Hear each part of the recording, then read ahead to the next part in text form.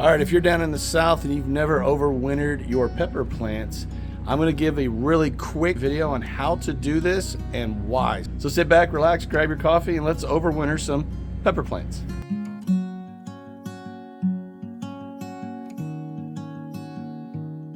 Why do you want to overwinter your pepper plants? Well, one, they're a perennial. They will come back season after season after season. They're not an annual. So once you spend all that time growing your pepper plant for 1 year, why do you want to do that again and again and again? And don't you want to get a jump start on your pepper game at the beginning of spring as opposed to waiting 3 months for the plant to grow? So overwintering is a great idea. Now down here in the south, I'm here in zone 9A, and I don't really have a true winter down here. Not like the northern zones where they're dealing with snow and wind and cold and all that. I mean, I'm standing here in shorts and a t-shirt and it's mid-December. So why do I need to overwinter a pepper plant? Well, one, I want to do it to show you all how to do it. And two, I want to jumpstart this one pepper plant for spring. And overwintering is a great way to prep that plant for the coming spring. This pepper plant right here is a chocolate Carolina Reaper. Now this plant did not put on a single fruit this year, and I think I know why, and it's all because of soil, but that's a whole nother video. Right now we're talking about overwintering pepper plants, right, Chad? This is a very simple process. There's not a lot to it, but you want to make sure you're doing them in the right order. So let's get into it. Before we dig up the plant, because we are going to move the plant from this pot into this pot, first thing you want to do is you want to prune the plant the correct way. Now, this could be the hard part. When you have a plant that's just full of life and full of buds and has just been producing so well all year, this part sucks, y'all. It's very important because you have to prep this plant for overwintering, which is basically putting it into a dormant stage, kind of like putting something in storage. So, here's what you need to do. You got your main stem right here, and then it branches out into this Y. What you're going to do is go up to the very next growth node, and you're going to cut right here. So we're going to cut all of this top branches off. Just like that, y'all.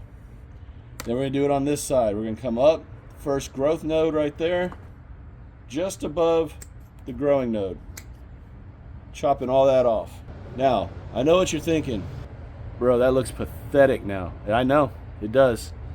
That's incredibly important for the growth and the health of this plant, this pepper plant, for next spring. So now that we've done the hard part, let's go ahead and dig it up, get it replanted. And y'all, we're almost done already.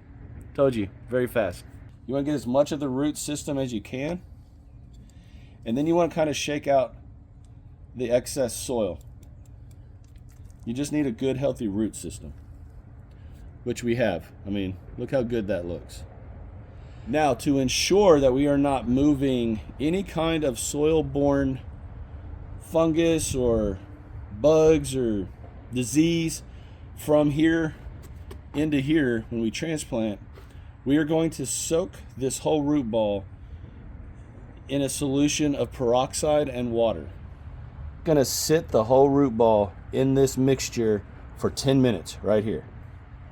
Now that is a mixture, like I just said, of peroxide and water. Now what I do is 1 part hydrogen peroxide, 4 parts water.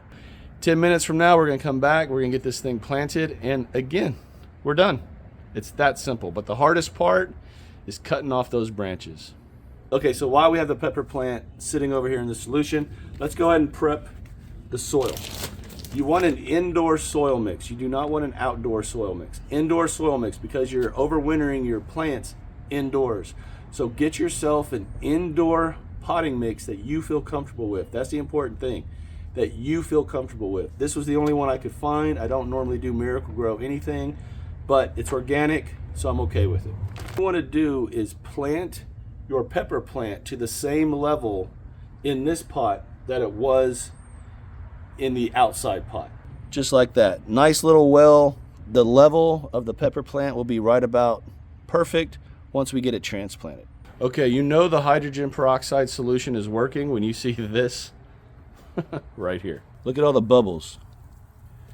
Those bubbles are basically the hydrogen peroxide working and killing stuff off, helping sterilize this pepper plant. Science, right? Crazy. Hey y'all, it's been actually 11 minutes because I lost track of time. We're gonna shake, get as much of that dirt off as we can. Now look at that root system right there. Good, healthy root system. I know this looks pathetic. Pack it down so it's got stability. And then if you wanted to, you could use this water again, pour over top of it, which is what I'm gonna do. Because what this peroxide solution is gonna do is also help sterilize this growing medium to ensure you don't get fungus gnats or anything else.